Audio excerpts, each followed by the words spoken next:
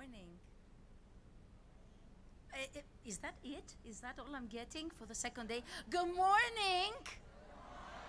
Okay, how was your first day? Yeah!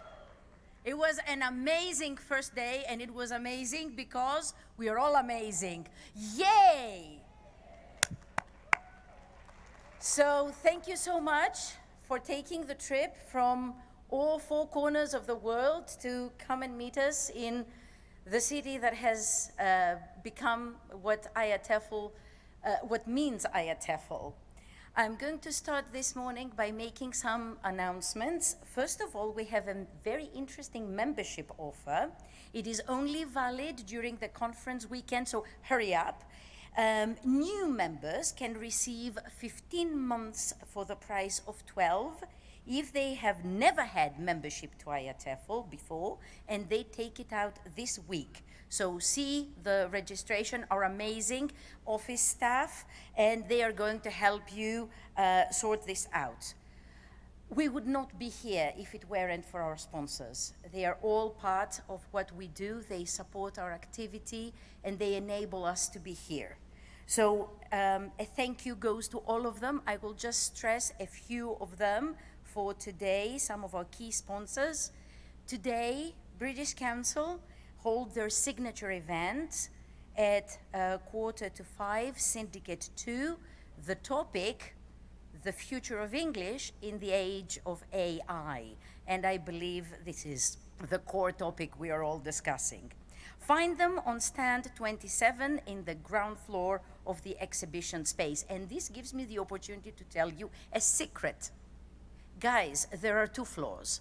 There is also another half to the exhibition on the first floor. You know, stairs, go to the exhibition. There are also posters, go to the posters. And we also have more signature events. Cambridge University Press and Assessment hold theirs on Friday at 11:05, Syndicate 1. The Power of One, supporting the self, community, and planet. There is also a pop-up presentation Thursday at 11:40, Develop Your Teaching Career with Cambridge. IELTS pop-up presentation today at 11:40, an overview of the updated IELTS writing band score descriptors and assessment criteria. Whoever goes, please take notes, I need them. I cannot attend, I'm sorry, but I would love to. I'm there. Physically, I cannot be, my mind is there. Oxford University Press pop-up presentation today, 12:25, Oxford Test of English Advanced, Tester Tour and Takeaway Tips. Find them on stand 56 in the first floor of the exhibition space. And this brings me to the most amazing moment of my day today, because I am honored to be standing here in front of you to present a truly amazing lady. One that ELT had to fight over with pharmaceutical companies and the world of science to win over. And this perhaps explains her interest in CLIL. But from what it looks like, she must have chosen very, very well, because she's been very successfully employed in a variety of sectors for the last 30 years, ELT sectors, and she has started her career in my home country, Greece, and in the lovely island of Evia. Since then, she's covered many pages of course books, written miles of lesson plans, but somehow that wasn't enough. Like the hungry caterpillar she is, she went on to break new ground, consume more ELT content, and also develop ELT content. She's been employed by educational institutions. She has lended her experience in her collaboration with educational policymakers, NGOs, community leaders, local and national governments, thus giving voice to teachers and taking our voice out into the world. These days, she works as an author and as a teacher educator who carries out courses, workshops, delivers professional presentations. Her special interests lie in the areas of neurology of learning, CLIL, CPD for teachers, inclusive and sustainable education. More than that. When one meets her, one is immediately enveloped by this warm mix of intelligence, humility, modesty, and frankly, sweetness. One can see the spark in her eyes that betrays her intellect and her wish to keep learning through her own training. Today, she's here with us because you are all worth it, discussing the so challenged and so challenging notion of the normal, quote unquote, framework given by and through ELT.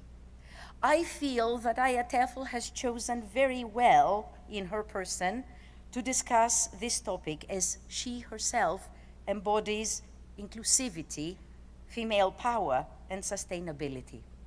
Aya Teflers, join me in giving a warm hand to welcome the lady, Miss Zarina Subhan.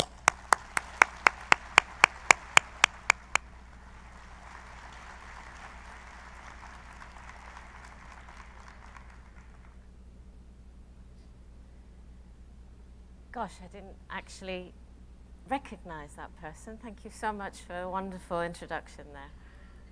Very kind. Well, I'm honored to be here, and I'm deeply honored to be representing the topic of diversity, equity, and inclusion, which is close to me, close to my heart, because of my own experiences, but also because of the experiences of those I've worked with around the world.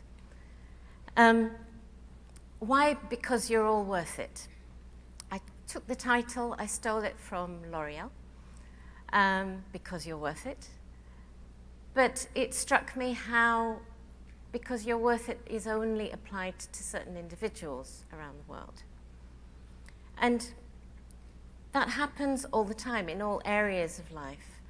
I grew up here in the UK, thanks to my parents who arrived here from India.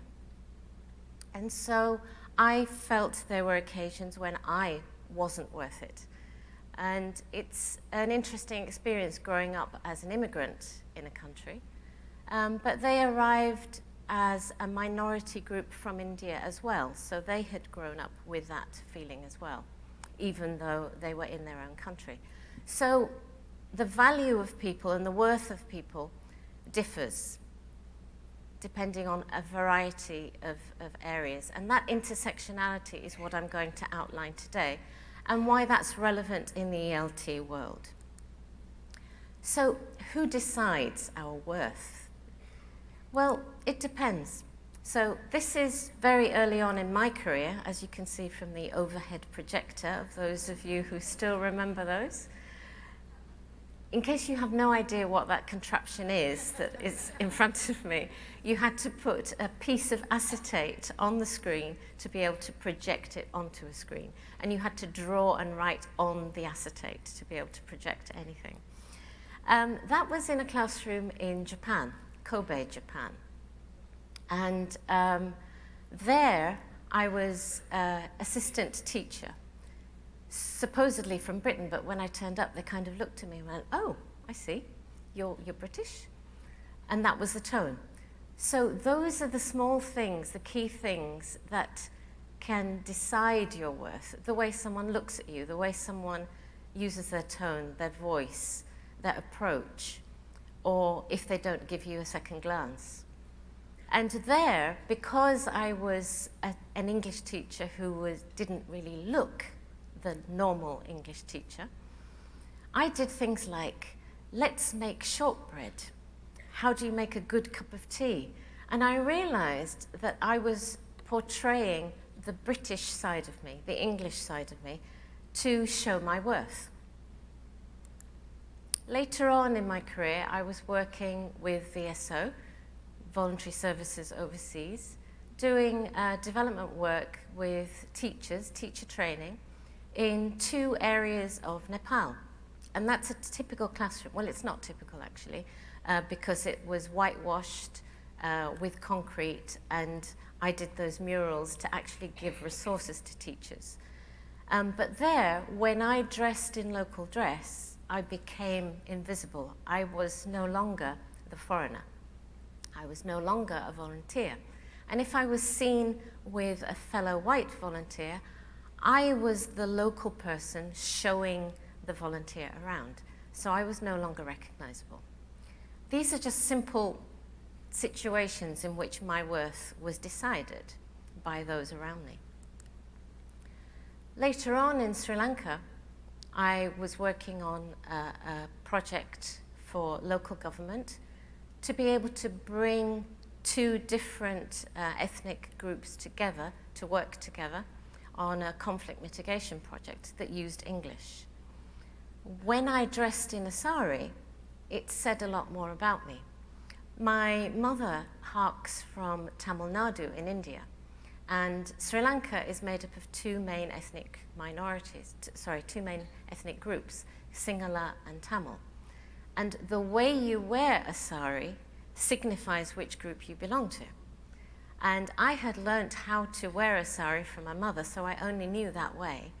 And if I wore it that way, it basically said, I'm a Tamil, which, when a civil war was going on, was not really that clever, if I think about it. And I taught my fellow trainer to wear a sari too, but the two of us stood side by side. We gave out very different messages. And these are things that I kept coming across in terms of worth. In Peru, when I was working with the Ministry of Education and British Council there, I was the director of the first teacher training project for state schools. And we had a very successful program, at the end of which we had a program visit from the London office. And I was asked, oh, where did you learn your English? It's so good for a Peruvian. Now, it keeps happening. And on one particular occasion, it really kind of hit me in the face, was when I was in a Latin American country. I won't name it. And I happened to be there for a training course for OUP, doing an Oxford Training Academy course. It's a 3-day course in the days when it used to be face-to-face. And I was there in the hotel where the course was also taking place. I was having my breakfast, just kind of, thinking, okay, I need to get that flip chart ready. I need to have those notes before they all arrive. What do I need to do? Just in my little bubble, helping myself to my granola and yogurt and juice. And I heard a voice to my side, Señorita, Señorita. And it was that tone. And I was just like, I wonder what's going on, but just ignored it. It carried on. And I suddenly looked up and realized there was a gentleman looking at me, and someone else was looking at me. And I thought, oh, is she talking to me? And I turned to the side, and she was looking at me, rather annoyed. I was going, Señorita. And she had a jug in her hand that was empty. And I thought, what do you want me to do about your empty jug? And I suddenly realized she thought I was the waitress. I thought, am I wearing anything that looks like the uniform? There were waiters and waitresses around me. Their uniform was entirely different, but I happened to be wearing a white shirt and black trousers. She assumed I was the waitress because of the color of my skin. Because everyone else around was much paler, was really almost white, even though it was Latin America. And so these intersectionalities of differences that can pinpoint what you are, who you are, where you are positioned, keep happening. And here are some of the things that I think you will find. Our environment can define who we are. I need to move closer because I can't see. The way we are dressed. So when I was in Nepal, if I was dressed actually like a local person, it defined me as Nepali. In terms of how we manage ourselves, the language we use. And if you think about it, those items are what we focus on in the ELT classroom. And rightly so, because it helps our students think about how they use their voice, how they use their language, how they move, how they behave. But it's not just about language. The things that we focus on in the ELT classroom are just as important to convey an image, because the perceived notion of oneself, you have one perceived notion of yourself, but other people have a different perceived notion, quite possibly.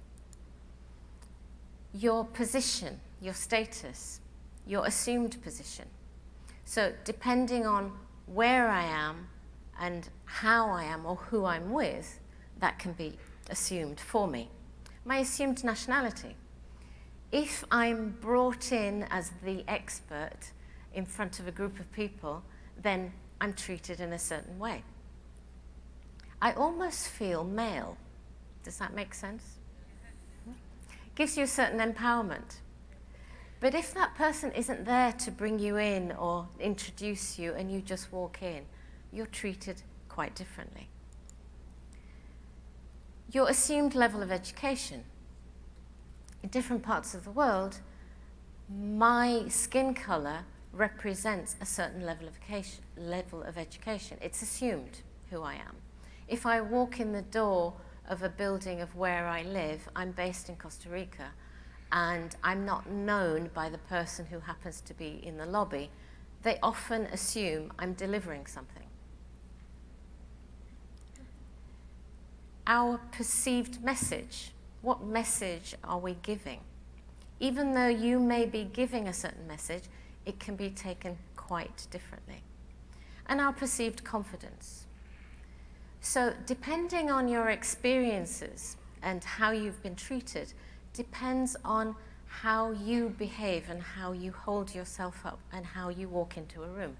And all of that can affect the way you're affected, the way you're treated. And these are things that I think are equally valuable to be conveying to our students. Because let's face it, most of our students, being other language speakers, and in itself, that title is, what is that saying? English is the language and all the others are other languages? Yeah.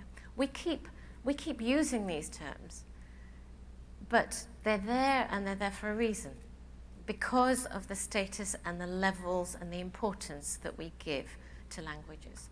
So our students need to be aware, I think, of what they are going to face out there in the world. Not just, have you got the right tense? Are you using the right vocabulary? Have you got the accurate sentence structure? But even if you've got all that right, you may not be treated as an English language speaker just because of the way you look, or just because of the way you behave, or just because of your intonation going a little bit funny in the middle of that sentence. These things are real. These things are what they're going to face. And if we're going to prepare our students for the real world, I think these things matter. Let me introduce you to Davina. Davina Pindoria. She has tens of thousands of followers. She's very similar to me in that she comes from Indian heritage and born in Britain. Unfortunately, she's a Tottenham Hotspur fan. Yeah, it's kind of where it ends between me and Davina. Sorry, I'm a Liverpool supporter. Now, Davina has tens of thousands of followers because she has a lot to say on football. She's very entertaining, despite being the Tottenham Hotspur fan.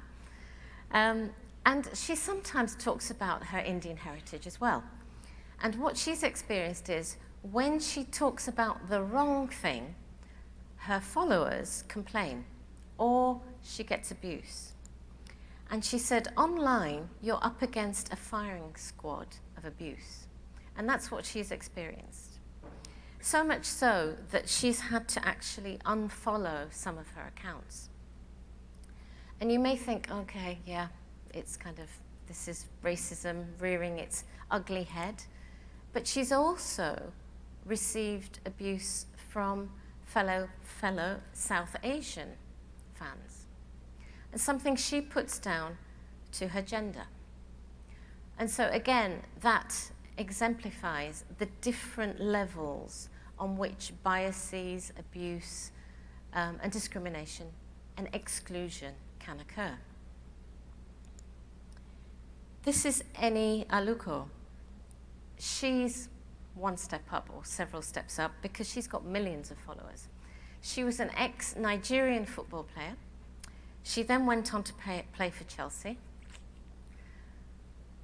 And she's now a successful broadcaster. Yet, she gets hateful posts. And she says it's an attempt to really project inferiority on women and on black people. And she says it's not just about football. And she's right. So it seems that you can be successful, you can be active, you can be liked, you can be followed, but the moment you step out of line, it's almost like someone says, you're not really meant to be successful. You're not really meant to be there. And you're reminded that you're not really meant to be there. So what's that going to feel like for the average student who goes out thinking, okay, I've mastered English, or I'm reasonable, I'm good at it, I'm good at what I do, and then they try and interact on a daily basis, and they get pushed down, or they get ignored, or they get overlooked. How does that affect them? How does that affect their motivation? How does that affect their interaction in English, or even their interest and motivation in English? So this is what the BBC said in the report about Eni Aluko, that hateful posts triggered a wave of hate, activating lots of others who target women in public life with angry comments. I found that sentence really bizarre because it basically sounds like it's a normal activity to target women in public life with angry comments. But it happens. And that's why a lot of women are not on social media. That's why they leave social media. Because the moment you enter into a discussion where you're not meant to have an opinion, or you're not allowed to have an opinion, or someone decides your opinion is wrong, you get hounded out. Why? Why is that happening? Because of worth. Because of people deciding what is your worth. Now, our worth can change. Moving on to a real football team. Yay! We've got some Liverpool supporters here. Welcome. Mo Salah. He's been with Liverpool for some time now. But the worth of Mo Salah changed over the years. And it's a very interesting case. You may not have any interest in football whatsoever. My commiserations. But if you do, or if you don't even, a really interesting study was done. And it looked at Islamophobia and Islamophobic behaviors and attitudes in tweets that were made before Mohammed Salah's arrival at Liverpool and after his arrival at Liverpool, okay?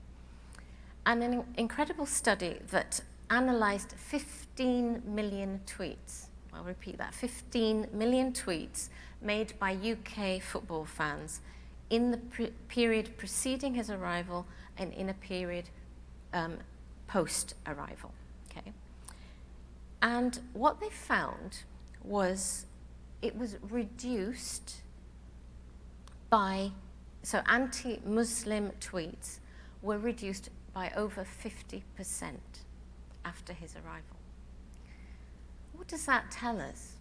It tells us that football fans who may have had no notion of Islam or Mo Salah or Egyptians or anything to do with him basically gained empathy for someone that they had no personal contact with, and they felt compassion for someone who they didn't know. So much so that this little clip I'm going to show you is by Liverpool supporters who, after his arrival, this is a little song they came up with.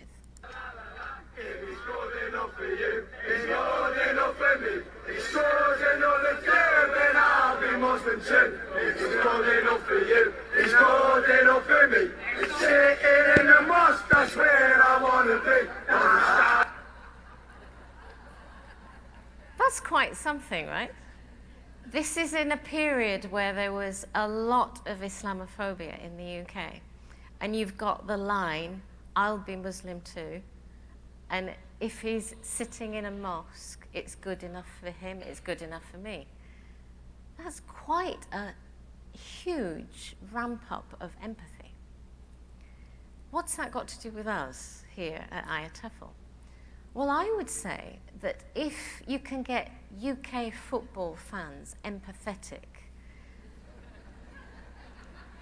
you know where I'm going with this, right? So representation matters. It really matters, because you can get people to think differently. You can get people to be compassionate about each other before ever knowing anything about each other. So what we represent, the images we use, the stories we tell, the access we give our students, the voices they hear, are going to affect their attitudes, their beliefs, and the way they treat each other.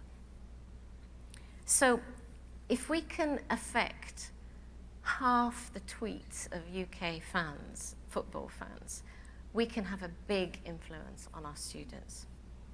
And English is a lingua franca, right? I think we should stop calling it English as a foreign language, and we should really be focusing on English as a lingua franca, because the majority of users are using English as a lingua franca. Native speakers, just monolingual English users are in the minority by far. And so the study that was done, they came to the conclusion that we find a meaningful decline in the rate of anti-Muslim tweets among Liverpool Football Club fans.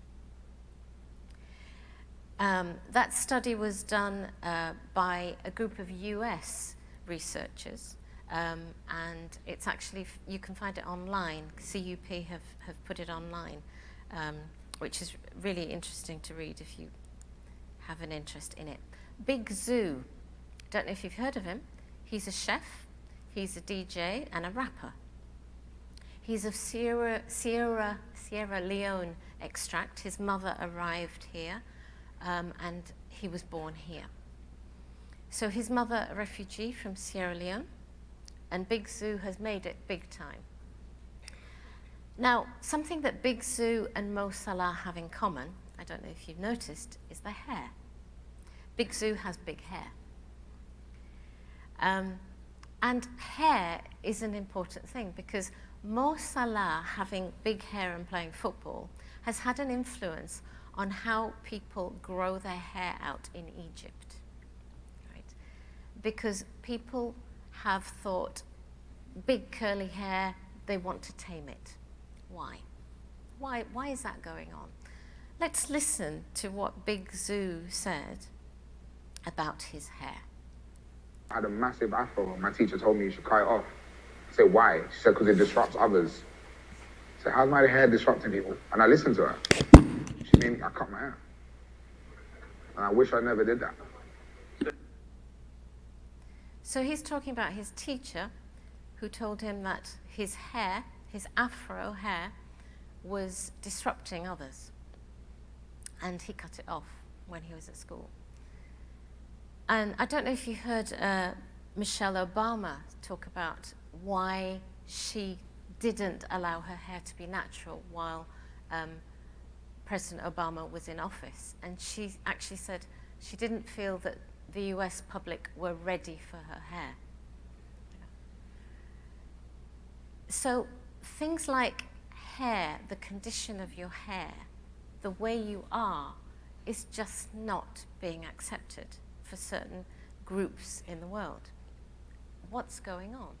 Because of normalization, because the images that people are seeing of what is normal and what isn't, what is acceptable and what isn't, what's different and what isn't, is just constant. So what you see is what you perceive as normal, as correct. Now, Big Zoo, by the way, his name isn't Zoo. He wasn't born called Zoo. He's had to adopt this name because people can't say his name. That's another thing. Yeah. Your name. It's supposed to be the sweetest sound you hear because it's the first sound that you associate with yourself, right? Ever since you're born, the name you are said, you are told, and you are called is what you recognize first. But many people around the world have to adapt or adopt different names just so people can say it.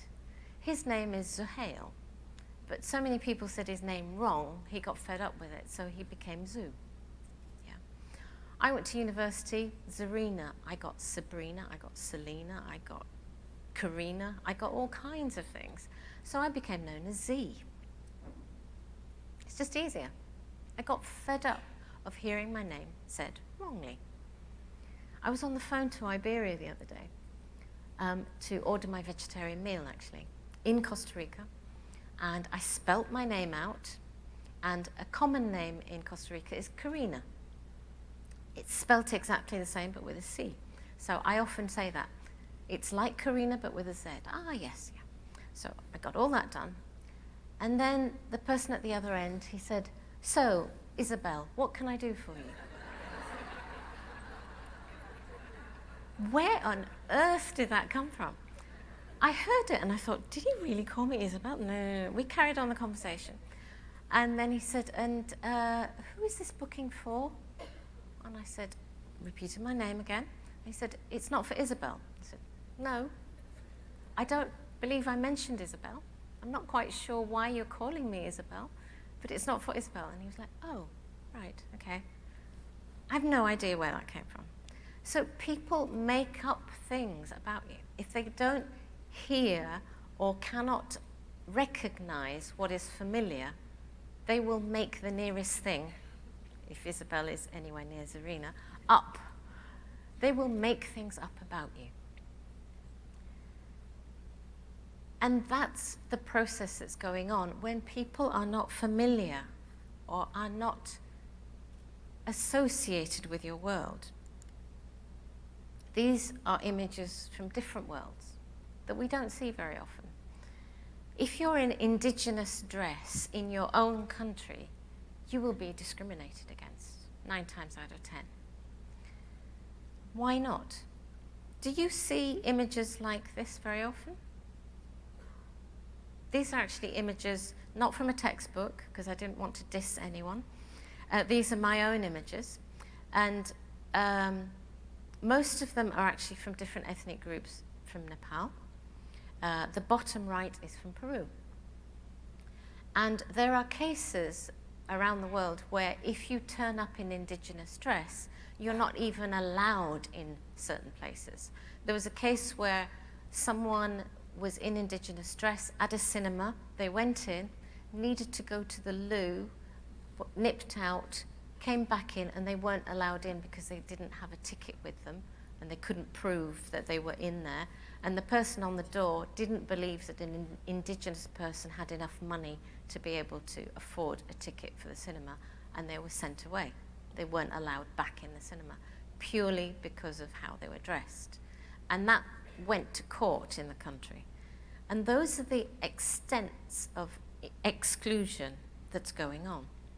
So if something as simple as indigenous dress can affect how someone is treated, imagine what Vicky was talking about yesterday in yesterday's plenary of AI facial recognition.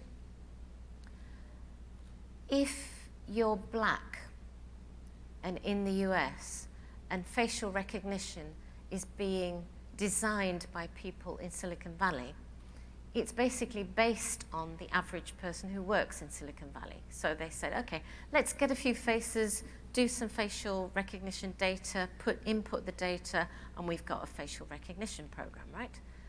But if your faces are male and white, which mostly are in Silicon Valley, then you've got a problem if you look different. And there have been cases in the US where people are arrested on facial recognition going wrong.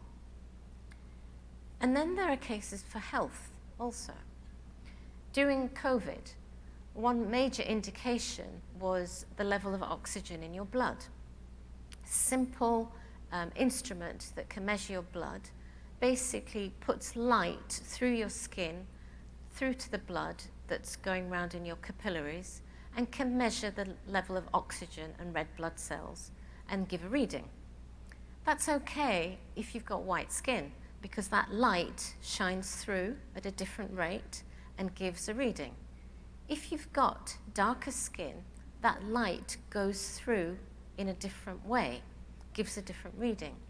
So people of darker skin were given higher oxygen readings than actually existed. Could that be why the rate of ethnic minorities in some European countries of deaths from COVID were much higher? That's how serious the level is when we're talking about exclusion and inequality. So what has ELT got to do with it? Well, in terms of learning, the Center for Effective Neuroscience, Development and Learning and Education, called CANDLE, did some research, and they basically looked at the brains of young adolescents in terms of the kind of thinking and tasks that they were asked to do over a period of time, and they looked at their brain connectivity. And they found that when you ask young adolescents to really look into complex problems and find solutions and think about things in a deeper level, then there was a profound effect on the brain. Now, that profound effect actually increased the number of brain networks and the level of connectivity in their brains. So there's a physical change when you ask young people to actually think about things rather than just look at things superficially. So if you ask your students to really grapple with a problem or something that happens on an everyday basis and just ask them, why do you think it happens? Has this happened to you? How do you feel about it? If you just go a little bit deeper under the surface, you are developing their brain structure. Now that's quite something, I think. And this CANDLE study found that the greater the brain network, the increase in terms of their level of identity as a young person and who they were. And this is really important in teenage development. Your identity is something that is developing and growing, and that's what causes a lot of teenage angst. So if we can help that process while at the same time tackling things like diversity, equity, inclusion, and them thinking about their own biases that they may hold against others, then that's something. Not only that, this study followed these people for a further 5 years, and they found that once they became adults, they reached a higher level of satisfaction in life. So you're affecting their well-being, you're affecting their thinking, you're affecting their processing skills, you're affecting how they interact with each other, but you're resulting in basically well-rounded human beings who can think before their biases act. That's win-win, isn't it? So by giving our students concrete, specific situations, ELT is is great because we can use any topic we like, right? So we can give these situations to students. They're still using English language. We don't stop being an English language teacher just because we're looking at some kind of serious topic. Now, some may say, okay, this is a bit heavy, isn't it? It's a bit kind of political, isn't it? Well, I remember that being said about climate change. And here we are, we've got climate change topics as a regular thing in ELT, and we're better off for it, I would say. And I'm happy to see that. We've got SDGs, Sustainable Development Goals, being a common thing, and many publishers committing themselves to including those in their publications. And I think we're moving in the right direction by doing that, but there's still more to do. And I think we need to be developing people to be able to be their best versions, to do the right thing when no one's looking. Not to do the right thing because I'm on Instagram and I want people to see me doing the right thing, or I'm using a water flask because it's cool and it looks nice, but actually it's because it's the right thing. Ethics, that's what we're talking about, right? Now, is it ethical then to think about systems? So ethics is one thing, but then think about what systems are we surrounded by? What are the norms of our everyday lives? So we can get students not to accept the status quo that is around them, that they've grown up with. And the teenage years are the best years to be doing that, because you've got a sense of rebellion. You've got a sense of, I want to be different. I want to do things differently. And so those are the greatest years to be questioning the systems that exist around them or in the world. The implications for themselves as well. What does that mean? How does that affect your life? Do you want it to be different? Should it be different? Do you want to be different to the generation that came before you? And if so, why? If not, why not? Now, does that mean being critical? Well, I think it's critical thinking. And people used to have a problem of critical thinking as being critical, but no, we all accept that it's a way of thinking. It's a way of not accepting everything as it is. Now, some people argue diversity, equity, inclusion. Well, does that mean we have to talk about certain topics that maybe have a different cultural value to mine? But you can make diversity, equity, and inclusion about what you think fits within your culture as well. And remember, your culture needs to be accepted to other cultures as well. It's not a one-way process, it's a two-way process. So if you want to be respected by others, you need to be respecting them as well. And that's a message that I think we need to get across to our students. So covering ethical topics means there's deeper meaning, there's deeper thinking. And we're always going for that golden English, deeper meaning, meaningful language in the classroom. So this is a great way of achieving that, I would say. It gives historical context to what we're about, to what we're discussing, why the world is as it is. And it gives civic significance. It gives our students a local civic presence as well, an awareness. In your local community, what is your role? Are you part of a global community as well? And how does that affect your local community? And we're all part of different communities, right? We are here as one community of English language teachers or English language writers, publishers, materials developers. We're in that group. But outside of that group, we belong to different groups too.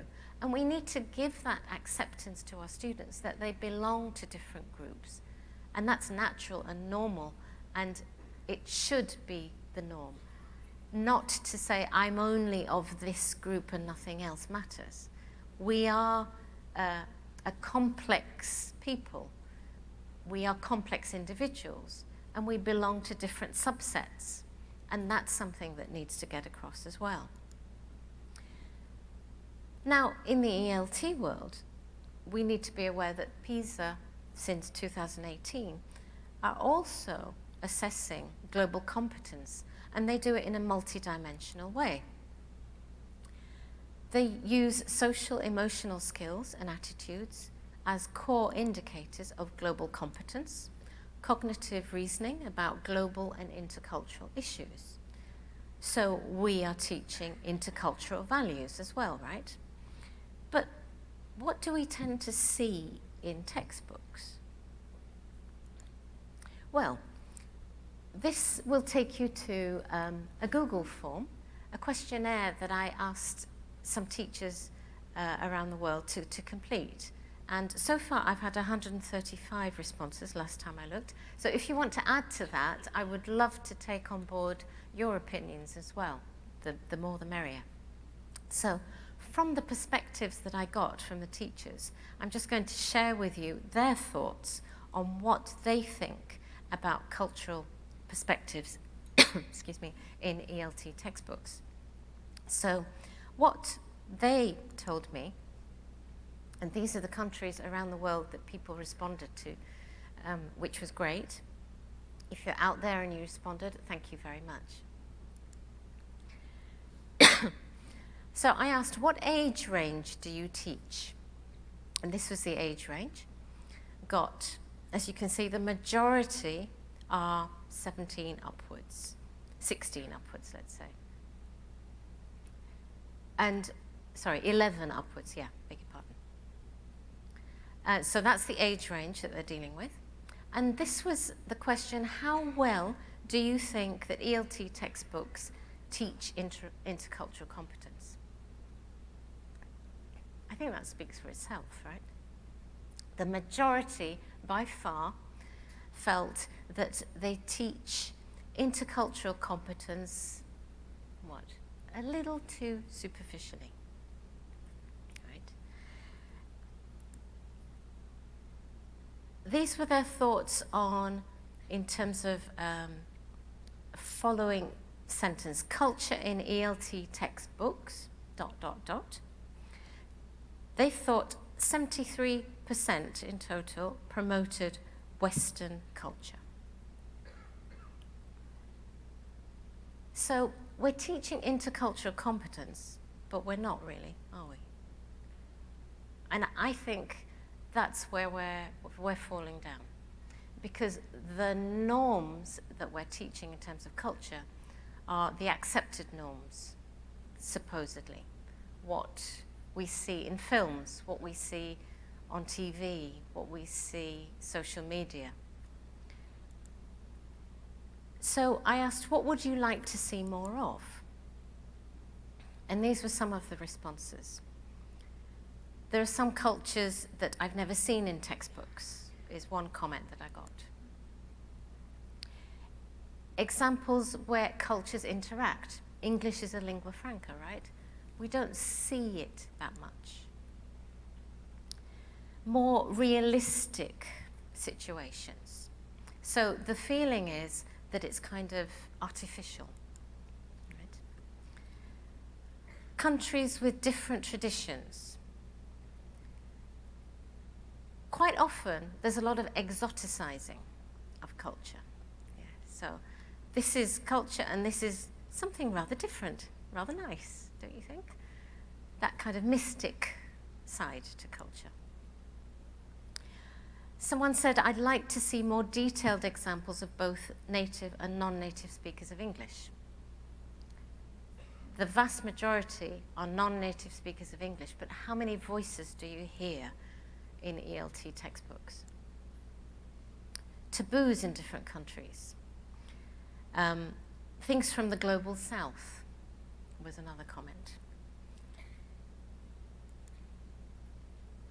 These are more of my images. So the kind of things that you may see are typical stereotypes, right? A black man who's a musician. Kind of indigenous dress. Yet, we're trying to teach that in climate change, the indigenous community have a lot more knowledge about the climate, about the environment. So on the one hand, we're saying, oh yes, we need to respect indigenous communities, and on the other hand, we're kind of exoticizing them. We're not really giving them the respect that they need or the recognition that they need.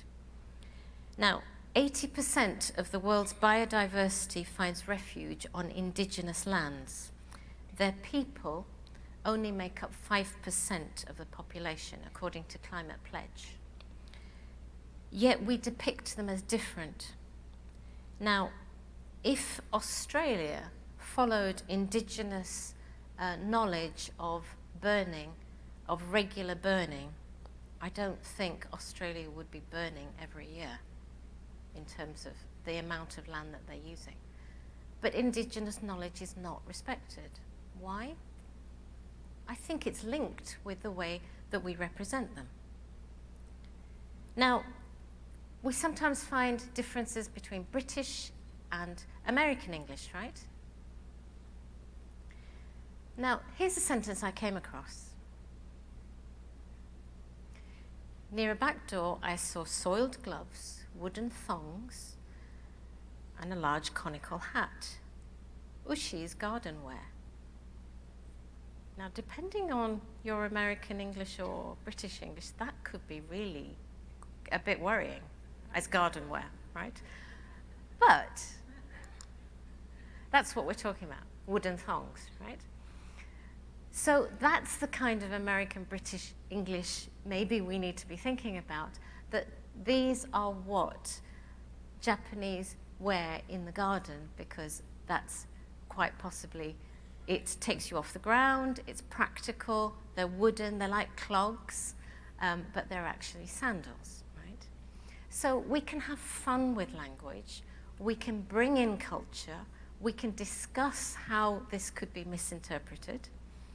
So it's about vocabulary, it's about language, it's about culture, but we can still have fun while we dissect the way we look at people. And one of the comments was about expanding circle, outer circle, and inner circle, and that's what this was referring to. This is Cattru's model of 1986, where the inner circle is made by what Vicky yesterday referred to as weird, the Western educated, industrialized, rich, democratic countries, English-speaking countries, that was spoken about yesterday. The inner circle still today is in charge of the materials, is in charge of exams, of publications, and yet the majority users are in the expanding outer circle. We need to be using more examples from the expanding outer circle. We need to hear those voices, we need to see those people, and we need to include them because they're the majority. So AI data as well is coming from that inner circle. So AI is going to be representing more and more of that inner circle, and yet supposedly representing all of us. And these are things we need to keep in mind. Now, across cultures, English as a lingua franca is a great way to cross cultures, to increase communication and understanding between us. But there's two directions that English language can take. It's the privileged route and the feeling of inferior route. And I've been fortunate to be in the position of both. Because I'm seen as an expert for whatever reason, I can play the privileged role. Because I hold a British passport, I can travel easily with that role. It allows me that privilege. But when I'm taken out of that role, I feel the inferior side as well.